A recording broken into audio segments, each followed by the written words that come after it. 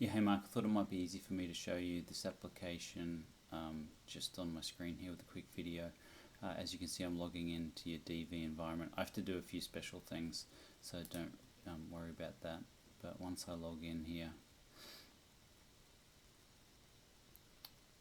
I've got logging on too, so it's a little bit slow. Now you'll see you get the work order search and the asset search. Now when I do a work order search, you can see that I have defaulted order status of 05 to ZZ. So I've got the biggest range here possible, and I've also defaulted the work order type of 6.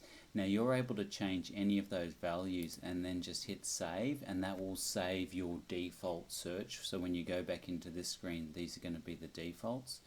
But now if I scroll down to see assigned to, so I've got your address book number in the assigned to field, and when I do a search using that criteria, remember I'm going against the DV environment for Select Harvest.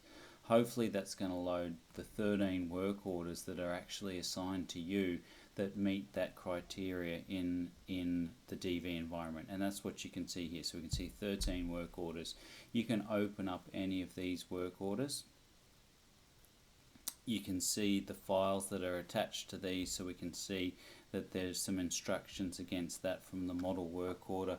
We can see that you've got the EA signed performance statement, and we can open that one in PDF, and I've got this little program here right on PDF, which is handy. Allow, and then I've got my annual performance statement as well, so excellent. I can do any of those things. I'll go back to my application.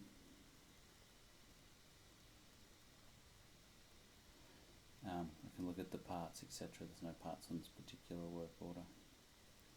Alright. But yeah, so what I suggest that you do is you change that work order search to not, I think out of the box it has M to MI in these two fields, so it's N to MI, and it may not have a work order type.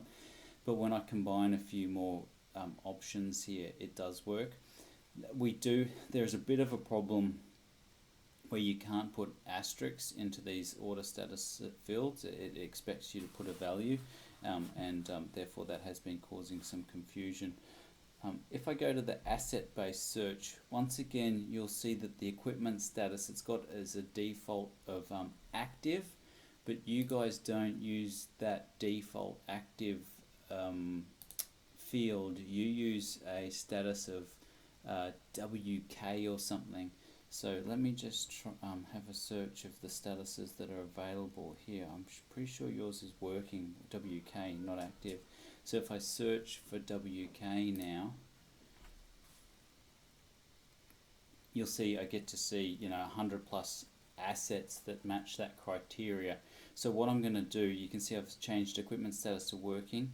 I just save that. And now, whenever I go to a by asset search, it remembers that I'm only looking for working.